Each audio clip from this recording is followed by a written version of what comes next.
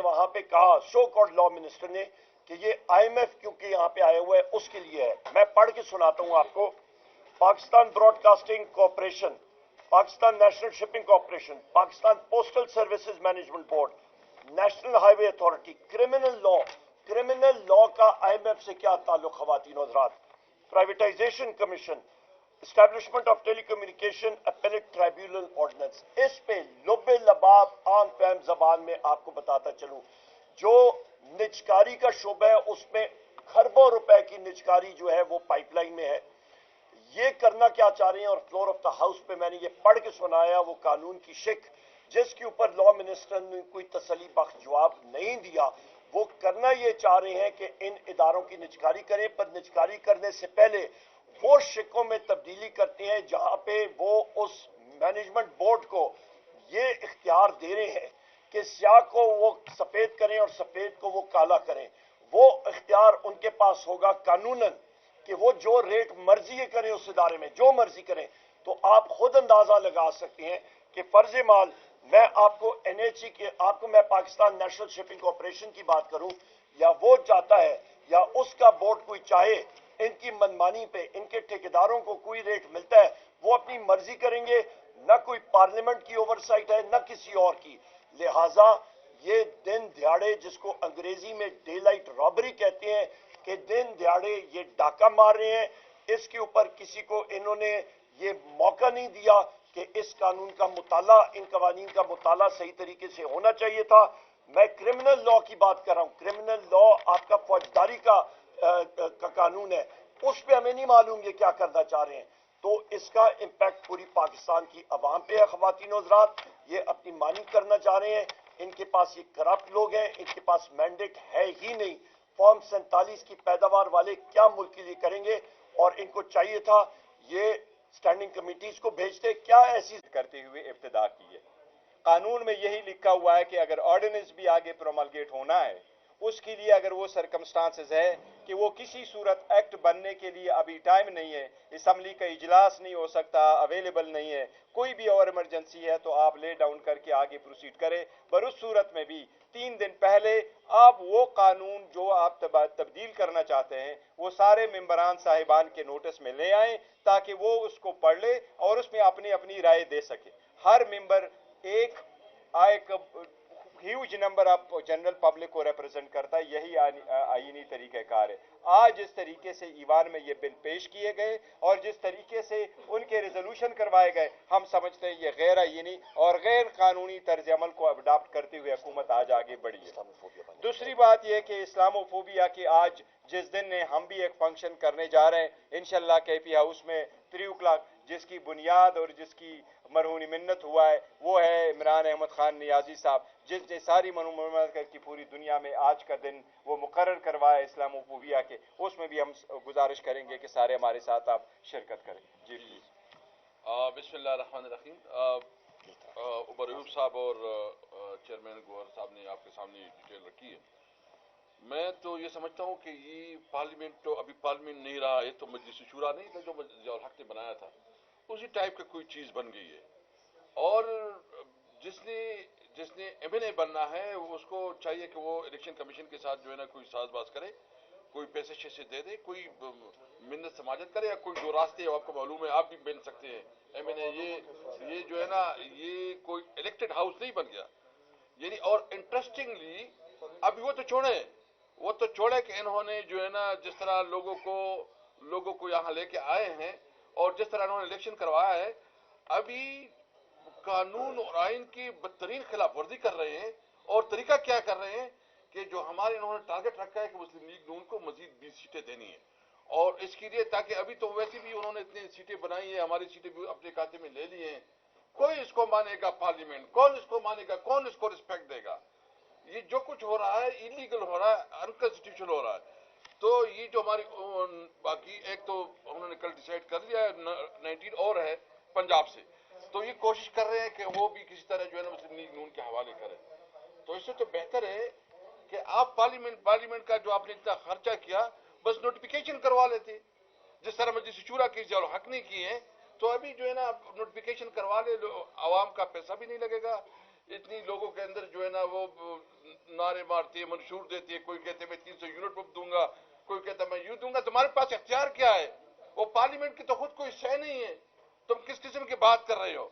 लेकिन मैं एक बात बिल्कुल वाज़ेह करूं, बिल्कुल कैटेगरिकली वाज़ेह करना चाहता हूं कि हम इंशाअल्लाह मुज़ाहिमत करेंगे। मैं अपनी वर्कर को भी ये तसल्ली देना चाहता हूं, देखिए ये एक लंबी जंग है, ये मुख्तसर नहीं है, there is long way to go. हमें जो है ना लंबा सफर जो है ना करना है। उम्मीद हमारी इंशाअल्लाह, उम्मीद हमारी शक्ल में उम्मीद होगी और हम इस मुल्क को वो मुल्क बनाएंगे, वो पाकिस्तान बनाएंगे जो कायदे का पाकिस्तान, जिसमें आइन और कानून की हुक्मरानी, जिसमें हर शहरी के हुकूक बराबर होंगे। और ये जो कर रहे हैं, जो खिलवाड़ कर रहे हैं और पसंद और नापसंद की बुनियाद पे जो ये आगे पीछे हो रहा है, इंशाल्लाह खत्म होगा। वो दिन करीब है जब खल्क खुदा जो है ना ताकत में होगी। मैं इसलिए कहता हूं कि आप थोड़ा वेट करें, जिस तरह ये हमारे साथ कर रहे हैं, इससे इंशाल्लाह मैं आपको वादा करता हूं कि इंशाल्लाह इनकी ईवान में भी मुकाबला करेंगे और रोड पे भी इनका मुकाबला करेंगे। हम मुजाहिमत के लिए अपने आप को तैयार कर रहे हैं।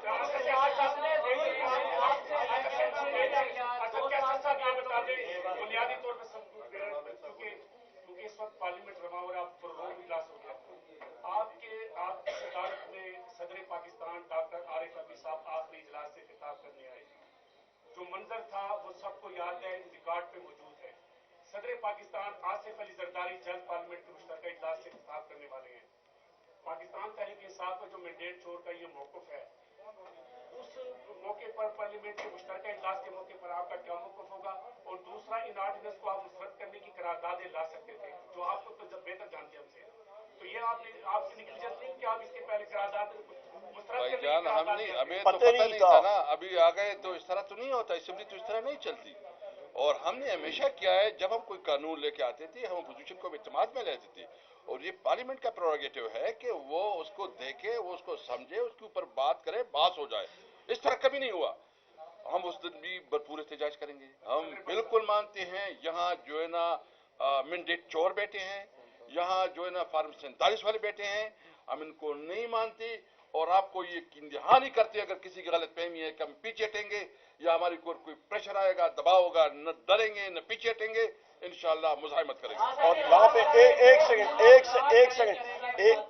सेकंड बात कर रहे थे कि मुल्क के अंदर जो है वो कानून सबके लिए बराबर करेंगे। ये वो आपके साथ 2 साल जुल्म और बर्बरियत हुई, इलेक्शन आप लोगों से छीन लिया गया, लेकिन आप लोग अभी तक नाम लेने से कतराते हैं उन अनासिर का जो इलेक्शन चोरी करते हैं, जो जबर करते हैं, जिन्होंने आपके कारकुनों को गायब किया लोगों को।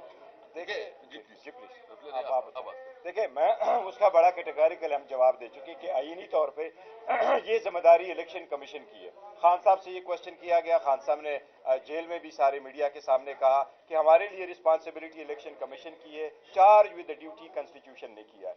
इलेक्शन कमीशन की जिम्मेदारी थी फ्री फेयर ट्रांसपेरेंट इलेक्शन कराना। ये सुप्रीम कोर्ट के नोटिस में भी हम लेके आ चुके थे कि at the end of the day जो आप लफ्ज इस्तेमाल होता है वो रिटर्निंग अफसर और डिस्ट्रिक्ट रिटर्निंग अफसर है, काइंडली उनको अदलिया से ले ले ताकि ये डाइवर्ट हो जाए और हमें ये अंदेशा था। इसलिए ये जिम्मेदारी में अगर कोई फेल हुआ है तो वो इलेक्शन कमीशन है।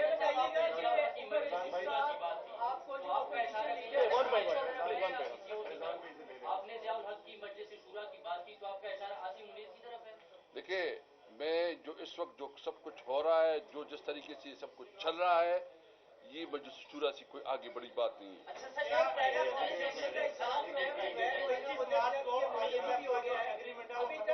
एक एक करके करें जी। मरूफ साहब पहला इजलास जो है वो गैर मुद्दत तक मुलतवी भी हो गया और अभी तक अपोजिशन लीडर का कोई फैसला नहीं हुआ। आज भी कहा गया कि स्क्रूटनी का अमल जारी है। तो कैसर साहब आप ये बताइएगा, आप स्पीकर हैं, कैसी स्क्रूटनी होती है, ये इसके ऊपर इतनी देर क्यों लग रही है? मैं तो कहता हूँ कि ये बहुत नामुनासिब है। अपोजिशन लीडर बेसिकली जब इलेक्शन होता है प्राइम मिनिस्टर का, तो जो प्राइम मिनिस्टर बन जाता है वो प्राइम मिनिस्टर जो उसके मुकाबले में वोट ले लेता है तो पब्लिक में हो जाता है कि वो अपोजिशन लीडर हो जाता है। मैं समझता हूं कि स्पीकर साहब जो है ना इसमें अगर डिलेइंग टैक्टिक्स कर रहे हैं तो वो नामुनासिब है। उनको इमीडिएटली जो है ना अपोजिशन लीडर का जो है नोटिफिकेशन निकालना चाहिए। वो स्क्रूटनी प्रोसेस एज सच बहाना है, उनको इमीडिएटली आइन और कानून के मुताबिक इमीडिएटली उनको नोटिफाई करना चाहिए। उमर अयूब साहब। नहीं जी, IMF के साथ हमारा कोई राब्ता नहीं हुआ। आज मैं फिर रिपीट करता हूं, ये 7 ऑर्डिनेंसेस यहाँ पे ले किए गए, जिसमें फौजदारी कानून का भी ऑर्डिनेंस इन्होंने उस पर तरमीम का किया। हमारा ये सवाल है, ये फौजदारी कानून में जो ऑर्डिनेंस के जरिए तरमीम लाई जा रही है, ये क्यों लाई जा रही है? ये मेलिफाइड इंटेंट है, और ये बाकी भी चीजें जो है यहां से इन ऑर्डिनेंसेस में हमें करप्शन और पैसे की बो आ रही है बहुत शदीद, और हमने इसको अपोज किया। यहाँ पे इन्होंने कहा जी कि आपने इसके खिलाफ रेजोल्यूशन, यही चीज हमने फ्लोर ऑफ द हाउस पे बताई है, और बाकी हाउस को भी हमने चैलेंज किया, और पीपल्स पार्टी की अरकान ने भी इस चीज की तायद की कि उनको भी मौका नहीं दिया ये पढ़ने का। एक आपसे सवाल बड़ा अहम कि जहाँ एक तरफ जो है वो KPK का वजीर आला जो है वो मिलने के लिए आता है शहबाज शरीफ से, और वहाँ वो कहते हैं सियासी कैदियों को रिहा कर दें। दूसरी तरफ जो है ये ऑर्डिनेंसेस जो है वो पास किए जा रहे हैं। तो इस वक्त जो है वो PTI ने क्या किया है इलेक्शन कमीशन के हवाले से, तो रेफरेंस जो है वो प्रेसिडेंट को भेजने की तरफ आप जा रहे हैं, जो आईनी तरीकाकार है, आप किस हद तक जो है वो जा सकते हैं, क्योंकि पार्लियामेंट का फोरम तो अब आपके पास है। बिल्कुल आपने दुरुस्त सवाल किया। सबसे पहली बात यह है कि अली अमीन खान साहब चीफ मिनिस्टर KPK गए थे यहाँ पे नाम नहाद वजीर आजम से मिलने के लिए, सिर्फ इसलिए कि हमारे सूबे का हक है, आईनी हक है नेट हाइडल प्रॉफिट्स का, क्योंकि आगे बजट आ रहा है और सूबे को चलाना है, और वो वाजिबात मरकज ने अदा किए होते हैं। क्योंकि मैं खुद पावर मिनिस्टर रह चुका हूं, मुझे मालूम है कि वो कितने वाजिबात हैं, और उसके बगैर सूबे का चलना मुश्किल होता है अपने सूबाई हक के लिए। दूसरी आपने बहुत अहम बात पूछी कि उसके लिए चीफ इलेक्शन कमिश्नर के खिलाफ हम लोग क्या करें, उसके खिलाफ अगले दिनों में आप देखेंगे इंशाअल्लाह ताला सब चीज जो है वो सामने आएगी, और आइन और कानून के मुताबिक हम लोग चलेंगे, और उसको भी हम लोग टफ टाइम देंगे। और आखिरी चीज जो मेरे भाई ने स्पीकर असद कैसर साहब ने बात की है, चीफ इलेक्शन कमिश्नर को इस मौजूदा करप्ट नामनहाद हुकूमत ने एक लॉलीपॉप दी है कि उसे वो कनाडा बहैसियत सफीर भेजना चाहते हैं, पर उसकी कीमत जो उससे अदा कराई जा रही है, उसने झुकानी है, वो है कि कम से कम 20 सीटें जो कि पाकिस्तान तहरीक इंसाफ के सपोर्टेड कैंडिडेट्स ने जीती हैं, वहां पे वो रिकाउंटिंग करके गलत चीज तरह से कर सकते हैं। और खुद आप अंदाजा लगा लें, आप सब मीडिया के साथी हैं, जिस वक्त आपका प्रिजाइडिंग अफसर वहां पे होता है तो आपके वोट जो है वो रिजेक्टेड वोट वो सेपरेट थैले में, सेपरेट बैग में डाले जाते हैं कागज में, और वो आपका रिटर्निंग अफसर के पास जाते हैं, उसकी टैली होती है, उसके ऊपर फॉर्म 47 बनता है, उसके ऊपर कंसोलिडेशन होती है, और फिर अचानक अभी आके वो रिजेक्टेड वोट की तादाद ज्यादा हो जाए, ये फ्रॉड के अलावा और कोई चीज नहीं है, और हम लोग इसको रिजेक्ट करते हैं।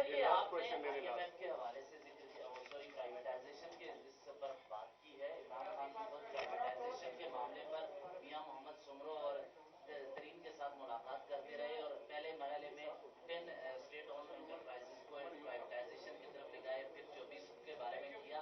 आपकी लेजिस्लेशन के बारे में इशू है या प्राइवेटाइजेशन के? लेजिस्लेशन के ऊपर है। जिस तरह के रात की तारीकी में आप जरा रिकॉर्ड मेरा देख लीजिएगा, यहाँ पे मैं in the interest of time आपको पढ़ के नहीं सुनाता। बुनियादी तौर पे जो हुकूमत करने जा रही है वो तरमीम करने जा रही है कि उस इदारे का बोर्ड या वो लोग, उनकी मर्जी होगी कि क्या वो कुछ करें, जो आपका इवेंट है, जो चीजें होंगी वो खुद उसका तयन करेंगे, हुकूमत का और उस चीज का कोई वो तयन नहीं होगा। ट्रांसपेरेंसी जो है वो इफेक्ट हो रही है। ये इस चीज पे हमारा एतराज है कि स्टैंडिंग कमेटी के सामने आई थी चीज, उस पर डिलिब्रेशन होती, प्राइवेटाइजेशन जरूर करें, पर उसका तरीकाकार ट्रांसपेरेंटली जो है वो होना चाहिए। लीडर साहब के अपोजिशन जो है वो पार्लियामेंट जमहूरी निजाम में शेडो मतलब आप वेटिंग फॉर प्राइम मिनिस्टर हो सकते हैं, शेडो प्राइम मिनिस्टर हो सकते हैं, तो उसमें एक पार्लियामानी निजाम में एक शेडो कैबिनेट का ऐलान कर दिया जाता है। तो आपके वजीर कानून साहब, शेडो वजीर कानून साहब हमारे सामने मौजूद है, वजीर खाजा तो आप शेडो कैबिनेट का ऐलान करने वाले? बिल्कुल होगा इंशाल्लाह।